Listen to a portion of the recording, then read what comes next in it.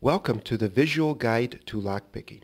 You are about to watch an instructional video that will explain how warded locks, pin tumbler locks, and wafer locks work and how to pick them.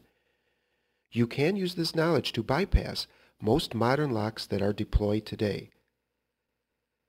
This video is based on the book Visual Guide to Lockpicking by Mark McLeod. You may find it very helpful to follow along or refer to it for more details in your continued studies.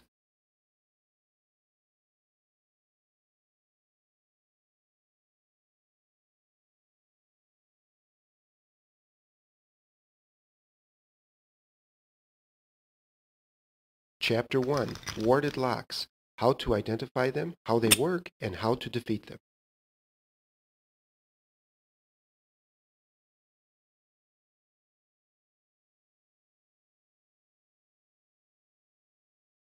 First, let's look at how to identify a warded lock. These are some example keyholes you might be familiar with. They are usually found on warded locks. Today, warded locks can be found on cheaper padlocks, furniture, handcuffs, luggage, and many other low security applications. When the keys are inserted into this type of lock, they will generally slide in and out with no resistance. Only when turning the key will you begin to feel any resistance. More importantly, there will be no pins or wafers when looking inside the keyhole. Now to get started, let's look at how a very simple lock design works. What you see is a deadbolt. This is the part that slides in and out of the door. This piece is the locking bolt. When it turns, it locks and unlocks the door. Finally, this is the keyhole where the key is inserted. This is a key for a warded lock. It can also open the simple lock that we just presented. At the tip of the key is the key's bit. It turns the locking bolt and unlocks the door. And these are protrusions. They do not unlock the door. They make it easier to turn the key, but are not essential.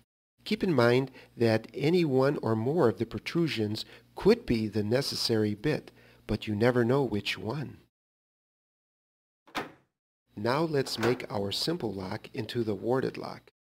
We simply achieve this by adding wards. The wards will allow the key with the right combination of protrusions to turn. Observe how the protrusions do not touch the wards. Today, warded locks are not nearly as common as their pin tumbler counterparts. They can, however, still be found everywhere, including your local hardware store. At first glance, they might even appear the same as pin tumbler padlocks, except for their lower price. One way to identify a warded padlock is by its distinctive keyhole. The keyhole is often made of a small, free-spinning disc with a jagged hole cut into it. This hole acts as a type of ward. Only a key with the appropriate profile and shape can pass through it.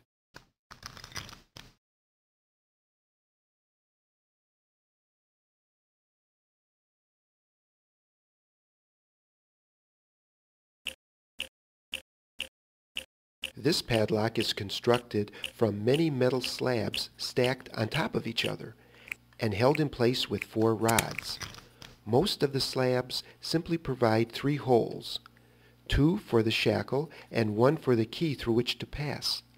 Some slabs, however, are specifically designed to serve special purposes.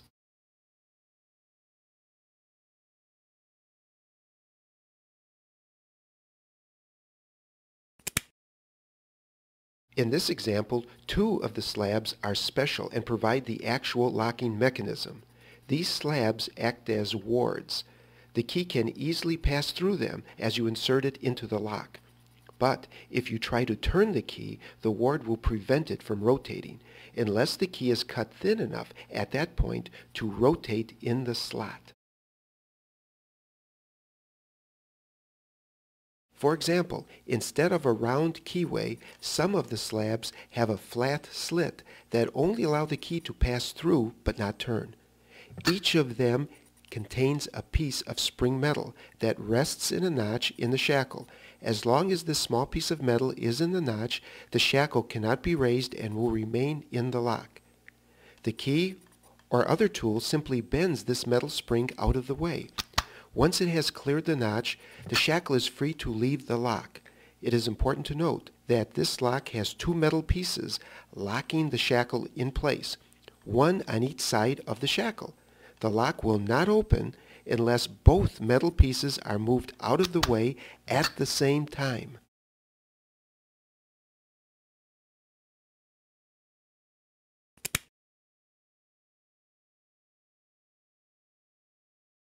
Now that you are familiar with the parts of the padlock, watch as the key moves in and frees the shackle. If the key is inserted partway into the lock, it may not be possible to turn it. Also notice that the two bits in contact with the spring are necessary for this lock to open. Often, warded locks only need one bit on a key, but in this case two are needed. When the proper key is fully inserted and rotated, it will depress both metal pieces out of the notches in the shackle. The shackle then becomes free to pop out of the lock and rotate.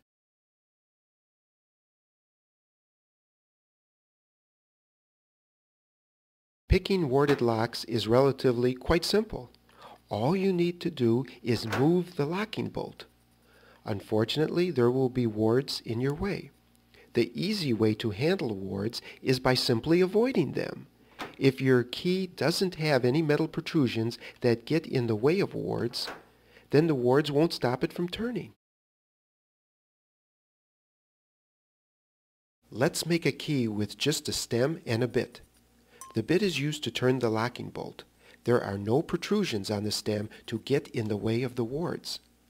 This key would only have the bare minimum amount of metal to work with. Because of this, they are called skeleton keys.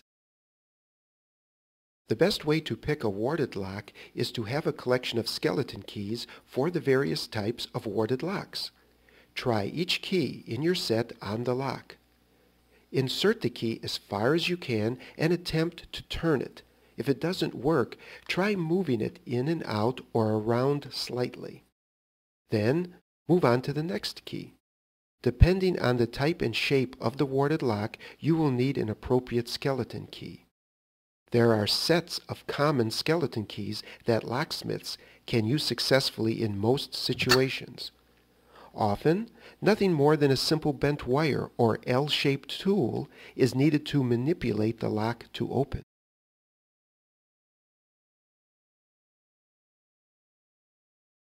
Most handcuffs in use today also utilize the warded lock. These devices are specifically adapted to restrain physical movement. Those handcuffs that get regular use must be durable as well as cost-effective. In normal use, the wrist clasp can simply be closed and ratcheted shut. Professional handcuffs also allow for double locking.